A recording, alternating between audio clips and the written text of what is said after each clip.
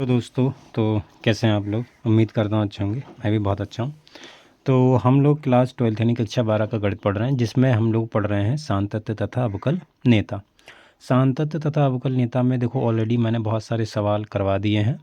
तो यदि आप लोगों ने नहीं देखे तो आप पहले उन्हें ज़रूर देख लीजिएगा, ठीक है। देखिए, आप हमने कंटिन्यूटी है पूरा समाप्त कर लिया, पूरा ख़त्म कर लिया। एक्सरसाइज के सभी क्वेश्चन, बहुत सारे क्वेश्चंस मैंने करवाए हैं आपको। तो यदि आप लोगों ने कंटिन्यूटी नहीं देखी है यानी सांतत्य नहीं देखी है तो आप उसे ज़रूर देखिएगा, ठीक है। उसके बाद में इस एक्सरसाइज पे आइएगा। इस एक्सरसाइज को मैंने पिछली क्लास में शुरू करवाया था कुछ एग्जाम्पल लेके, और क्या कहते हैं, अवकलन किस प्रकार से ज्ञात करते हैं, अवकल गुणांक मैंने आपको बताया था किस प्रकार से ज्ञात करना है। तो अगर आपने देखा होगा तो मैंने 4 सवाल 4 तक कंप्लीट करवा दिए हैं। ये सवाल मैंने करवाया था, ये 2 पार्ट मैंने आपको दे दिए। मैंने बता दिया था कि किन में क्या मानना है, ठीक है। 5वां सवाल सेम है, आप कर लोगे। हम क्वेश्चन नंबर 6 करते हैं। तो 6 अच्छा क्वेश्चन है, आप इसे ध्यान से समझना, ठीक है। आप चाहें तो स्क्रीनशॉट ले सकते हैं। हम ये सवाल बारी बारी से करेंगे और देखेंगे क्या किसको मानना है, कैसे करके करना है, ठीक है। चलो देखिए, क्वेश्चन नंबर 6 है। इसमें आपको ये मतलब करना है। सबसे पहले हम इसको उठाते हैं, y बराबर कॉस और साइन एक्स। अब इसमें आपको क्या मानना है। देखो, आपको कॉस का इंटीग्रेशन पता है, ठीक है। लेकिन अंदर कोड में साइन एक्स भी दिया है। तो अब देखो, मतलब अब यहाँ पर मानना किसको। तो पिछली क्लास में भी मैंने आपको बताया था कि किस प्रकार से माना जाता है। देखो, आपको जिसका अवकलन पता है आप उसका ध्यान में रखिएगा। जैसे हमें कॉस का पता है, अंदर जो भी कोण है उसको मान लीजिए। माना साइन एक्स बराबर टी। इसमें साइन एक्स बराबर आप टी मान लीजिए, ठीक है। जब इसे टी मानेंगे तो देखो, अब इसे टी मानेंगे तो टी बराबर यहाँ से क्या आ जाएगा, साइन एक्स। क्लियर। तो ये जो टी है ये इसमें उठा के रखिएगा। इसलिए वाई बराबर क्या हो जाएगा, कॉस, और इसकी जगह पे आप टी रख दीजिए। तो क्या हो गया, कॉस टी। अब आपको कॉस एक्स का इंटीग्रेशन पता है, या कॉस थीटा का, या जो भी है कोण जो भी है उससे हमें मतलब नहीं रहता। आपको मेन रूप से कॉस का पता है ना, इंटीग्रेशन नहीं, डिफ्रेंशिएशन मतलब अवकलन। तो यहाँ पर करेंगे दोनों ओर टी के सापेक्ष जो कोण होता है उसी के सापेक्ष करते हैं, ठीक है। टी के सापेक्ष अवकलन करने पर टी के सापेक्ष अवकलन कर दीजिए। टी के सापेक्ष अवकलन करेंगे तो क्या आएगा, D Y upon D T बराबर कॉस का क्या होता है, देखो अवकलन कॉस का होता है माइनस का साइन टी, ठीक है। तो ये आपके पास में आ गया है। लेकिन अब आपने जो टी बराबर माना है उसका भी अवकलन करना पड़ेगा, जैसे हम करते आए। टी बराबर ये है, टी बराबर, चूँकि टी बराबर साइन एक्स, इसका एक्स से सापेक्ष कर दीजिए। एक्स के सापेक्ष अवकलन करेंगे तो देखो क्या आएगा, D T upon D X बराबर, और साइन का क्या होता है, कॉस एक्स, ठीक है।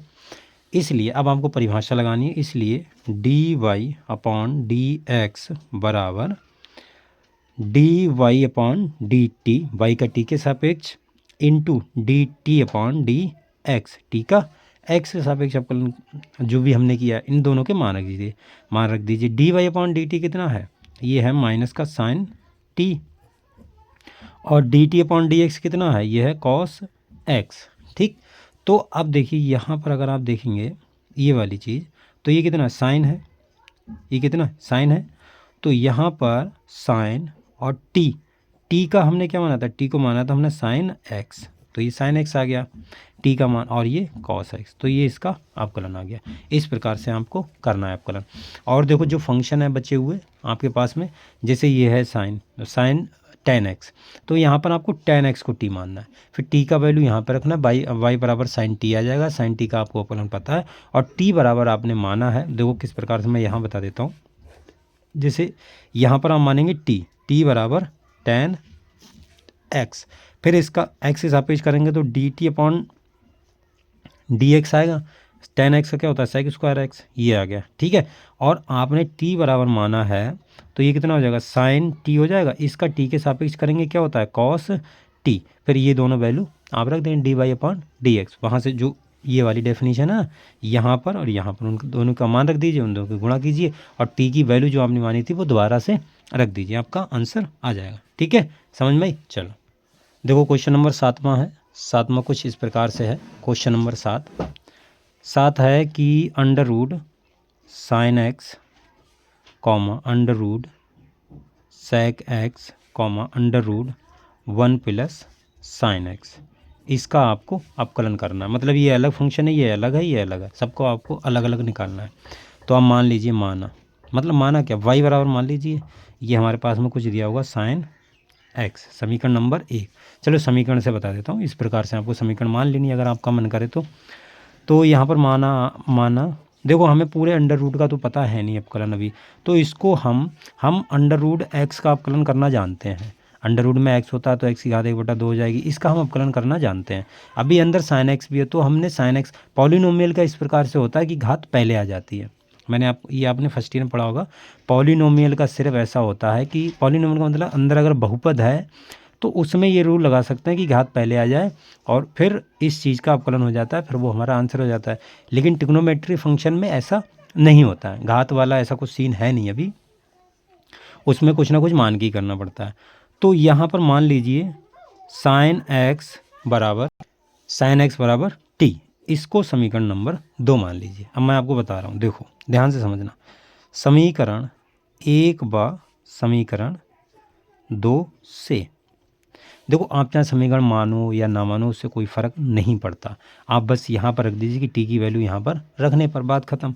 अब मैंने समीकरण 1 पर समीकरण 2 लिख लिया तो यहाँ से और क्लियर हो गया कि हम इन दोनों का ही यूज़ करेंगे। तो जो साइन एक्स बराबर आपने टी माना है ये यहाँ पर रख दीजिए, तो वाई बराबर क्या हो जाएगा, अंडर रूट टी, इसकी जगह पर मैंने टी रख दिया। यहाँ से मैं इसको लिख सकता हूँ टी की घात 1/2। तो अब इन दो इसका हम बाई के जो बाई का है, बाई बराबर टी की घात 1/2, तो इसका हम टी के सापेक्ष अवकलन कर देंगे, टी के सापेक्ष अवकलन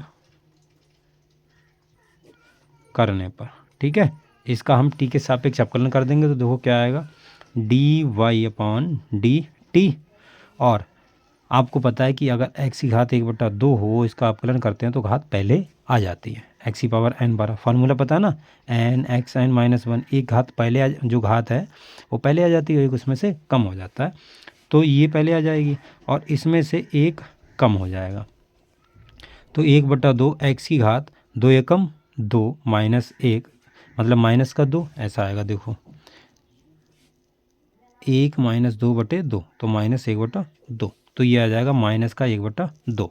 अच्छा 1/2, और इसको पूरे को अगर तुम नीचे ले जाओगे तो एक्स की घात 1/2 प्लस की हो जाएगी, ठीक है, और 1/2, और ये देखो प्लस का क्या होता है, ये अंडर रूट एक्स ही होता है भाई, घात 1/2 तो अंडर रूट एक्स ही है।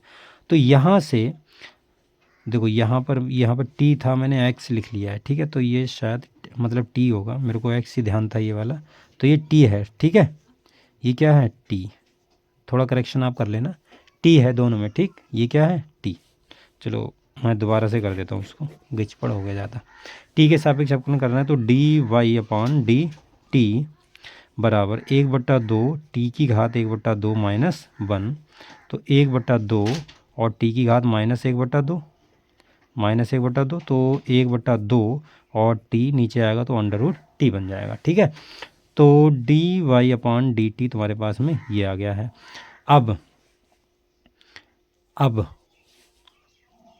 समीकरण 2 से, समीकरण जो 2 हमने मानी थी टी बराबर साइन एक्स, तो इसका एक्स से सापेक्ष अवकलन कर देना है, तो D T upon D X बराबर कॉस एक्स, इसका कॉस एक्स होता है, इसलिए परिभाषा लगा दो आप, परिभाषा लगाओगे इसलिए D Y upon D X, क्योंकि अल्टीमेटली आपको एक्स के सापेक्ष ही अवकलन करना है, तो ये कितना हो जाएगा, देखो ये हो जाएगा D Y upon D X, ये हो गया तुम्हारे पास में D Y upon D T into D T upon D X, तो ये हो गया तुम्हारा D Y upon D T कितना 1/2 root T into D T upon D X कितना, ये वाला कॉस एक्स, तो ये कॉस एक्स हो गया, तो ऊपर तो कॉस एक्स हो गया, नीचे 2 रूट और टी बराबर क्या माना हमने साइन एक्स, तो ये आ गया कॉस एक्स बटे 2 रूट साइन एक्स, ये तुम्हारा फाइनल आंसर हो गया, ठीक है, समझ में बात। अब देखो अगले सवाल हैं वो ये वाले सवाल हैं, ये किस प्रकार से करने, वो आप मतलब अंदर वालों को आप टी मान लो, जो भी ये दिया है इसको टी मान लो, फिर जैसे ये प्रोसेस किया है पूरा वैसे कर दो। ठीक है, इसको हम कर रहे हैं डिटेल से, इसको चेन रूल कहते हैं। ठीक है, अगली वाली क्लास में मैं आपको बताऊंगा इसका एक शॉर्ट मेथड भी बता दूंगा आपको, जो एग्ज़ाम में भी काम आता है। ऐसा नहीं है काम नहीं आएगा, एग्ज़ाम में भी भरपूर तरीके से काम आएगा। लेकिन मतलब वहाँ पर बोल देता है स्पेशली कि आप इसका एक्स से सापेक्ष अवकलन कीजिए, तो आपको मान के करना पड़ता है। ठीक है, कभी कभी बोल देगा कि मान के एक्स से सापेक्ष अवकलन कीजिए, तो डायरेक्ट हो सकता है कई फंक्शनों का हमको पता नहीं होता, तो वहाँ पर हमें टी मानना पड़ता है।